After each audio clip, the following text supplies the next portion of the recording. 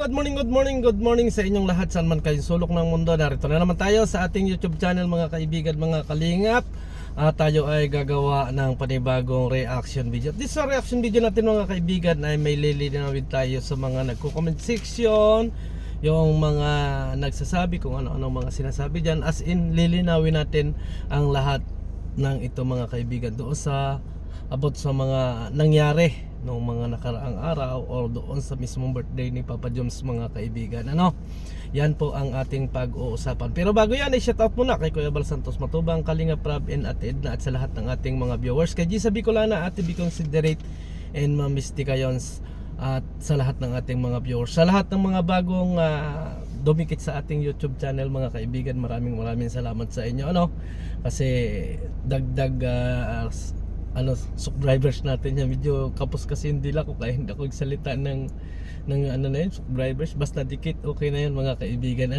So ito na nga mga kaibigan, at dumako na tayo sa ating pag-uusapan kasi marami na rin ang lumabas na bashing.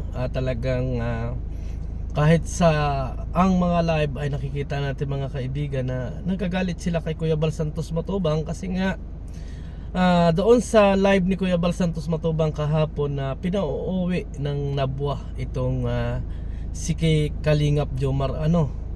Yun po yung naging topic ni Kuya Bal Santos Matubang mga kaibigan, at ando na nga yung mga raraming supporter ni Papa Joms na nagagalit dito kay Kuya Bal Santos Matubang. Ang tanong mga kaibigan, totoo ba yung kanilang mga komentaryo or yung kanilang mga comment laban dito kay Kuya Bal Santos Matubang mga kaibigan? Yan yung pong main topic natin, 'di ba?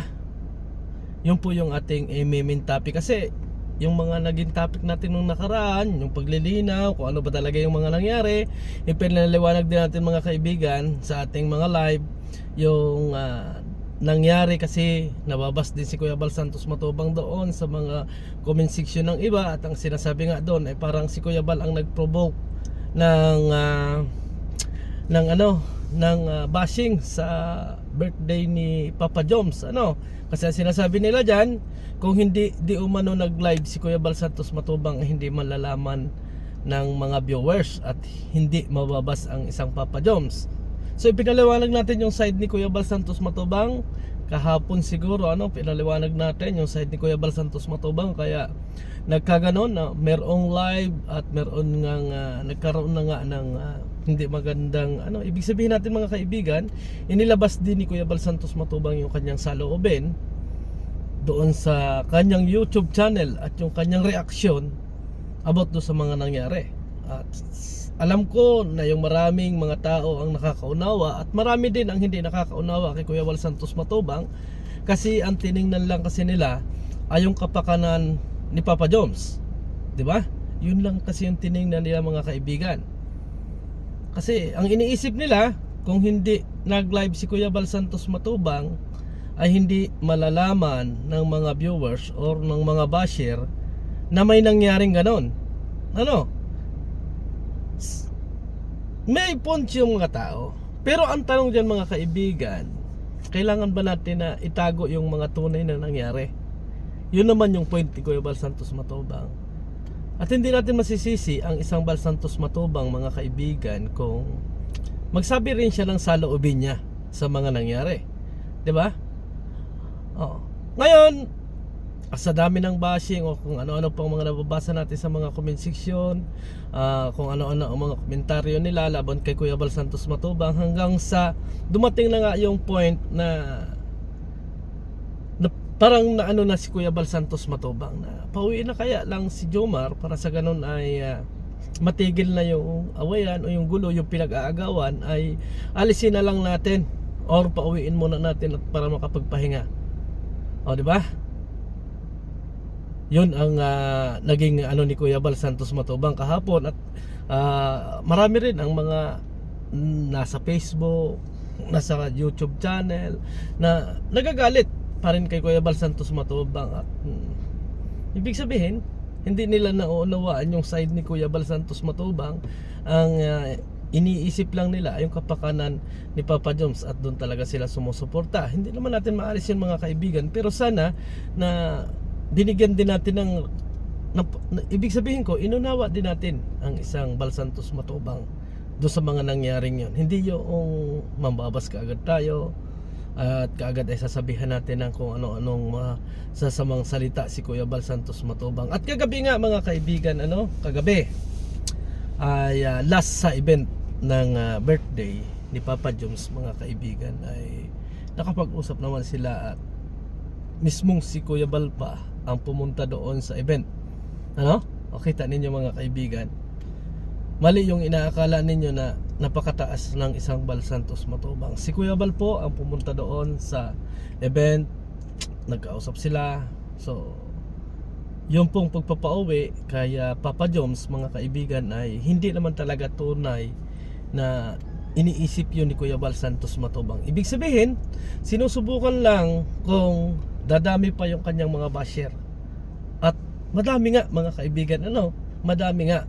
Pero hindi naman talaga totoo yun, kasi itong kwento ko, wala silang masamang tinapay o wala silang nagiging tampuhan ni Papa Joms, kasi yung tao naman ay napakahusay naman at napakagalang.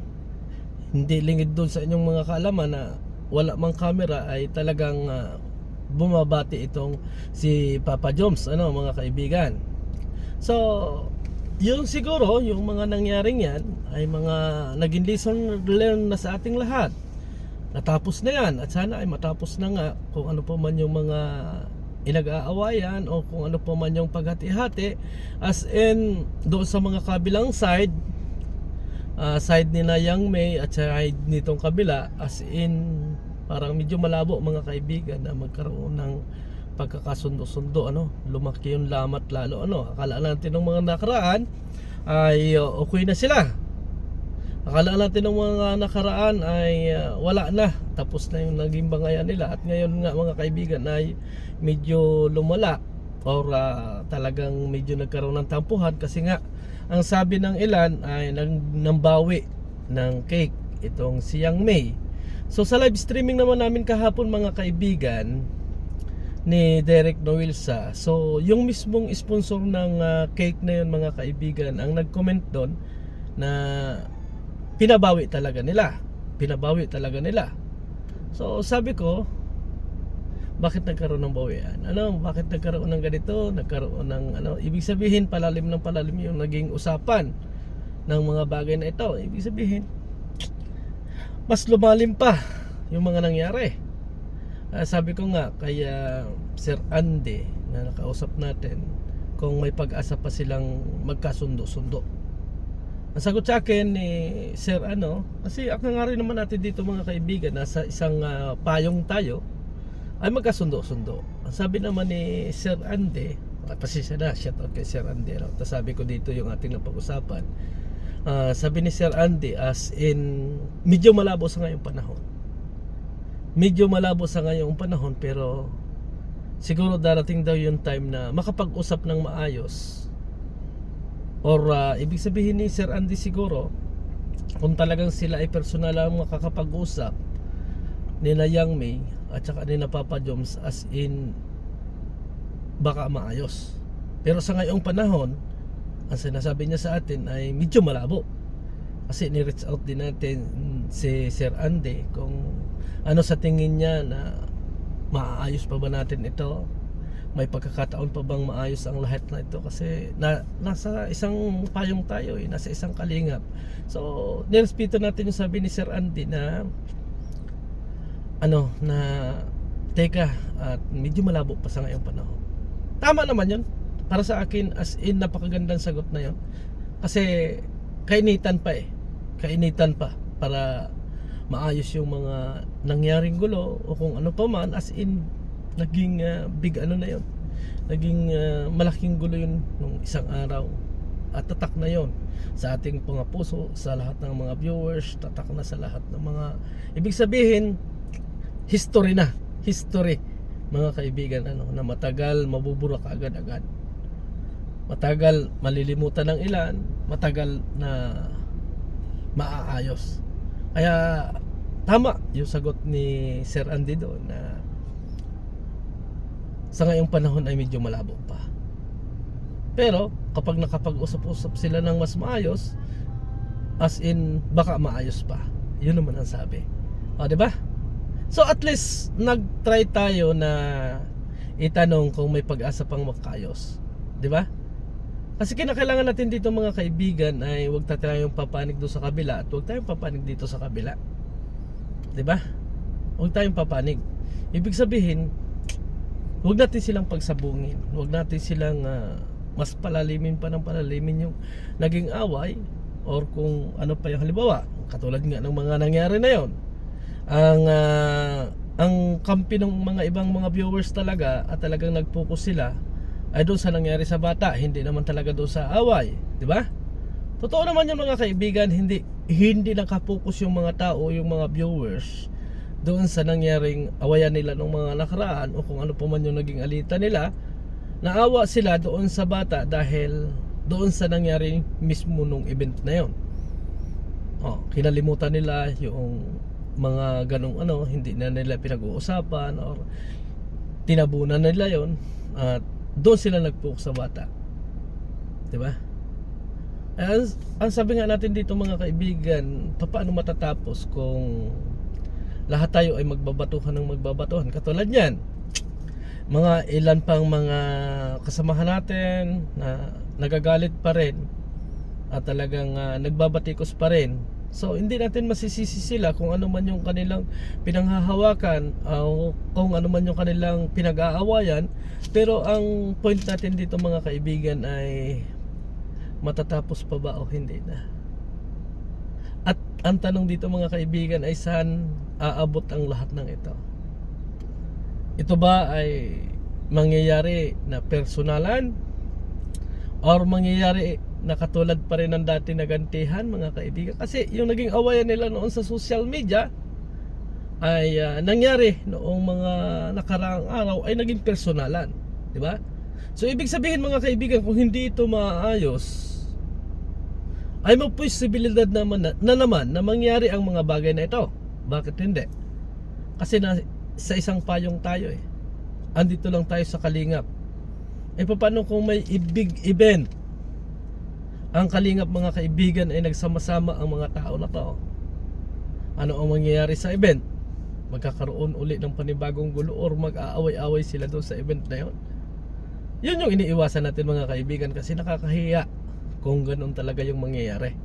Kaya habang maaga, tinitingnan natin, hinihilot natin para maiwasan yung mga bagay na ganun, na nagpanagpanag po sila para silang mga manok na nagsabungan or para silang mga pusa na nagbangay-bangayan doon sa event na yon. As in, hindi po ang nakakahiya doon ay yung nagbangayan. Ang nakakahiya doon ay yung pangalang Kalingap, kasi nasa Kalingap po tayo. Katulad ng mga nangyari ng isang araw mga kaibigan. Sa totoo lang, ang daming daming doon, tapakan mga kaibigan para sa akin At ako talagang aminado naman ako, napikon ako. Aminado ako na hindi naging maganda yung aking mga naging comment or yung aking mga nasabi sa mga bagay na yon, kasi ang isang Balsantos Matubang kasi ang napiktuhan sa mga pangyayaring yon at ang Kalingap, 'di ba? Kaya itinatry natin kung ano yung makakaya natin, kung maayos pa ba o hindi na. So may sagot naman sa atin yung kabilang side na baka maayos pa sa darating na panahon, wag pa lang ngayon. Ibig sabihin may point pa, 'di ba? At yun namang mga sponsor na na mga sponsor mga kaibigan na nangyari nga yung mismong sponsor na yon, meron silang may tao silang inutusan na baka makausap si Kuya Balsantos Matubang or may time na makapag-usap ng personalan. Pero ito lang yung masasabi ko, kung magkakaroon ng isang pagkakataon na makakapag-usap sila at ni Kuya Balsantos Matubang, ito lang yung tape ko sa kanila kung mapapanood nila ito, wag na nilang buksan yung mga nangyaring ganon abot sa kanilang awayan, or wag na nilang buksan yung mga siraan, or kung halimbawa pag nakausap nila si Kuya Balsantos Matubang, may sabihin doon sa kabilang side, may sabihin doon sa kabilang side. As in, hindi kayo pakikinggan ni Kuya Balsantos Matubang doon. Bagkos, doon tayo mag-focus or doon kayo magpo-focus sa nangyaring event. Halimbawa, gusto ninyong humingi ng pasensya kay Kuya Bal Santos Matubang, doon lang kayo mag-focus at sigurado ko na taas noo natatanggapin kayo ni Kuya Bal Santos Matubang. So maraming salamat and God bless sa ating lahat, mga kaibigan, mga kalingap. At hindi po mapapauwi si Kalingap Jomar, yan po ang katotohanan dyan. So maraming salamat and God bless. Bye bye.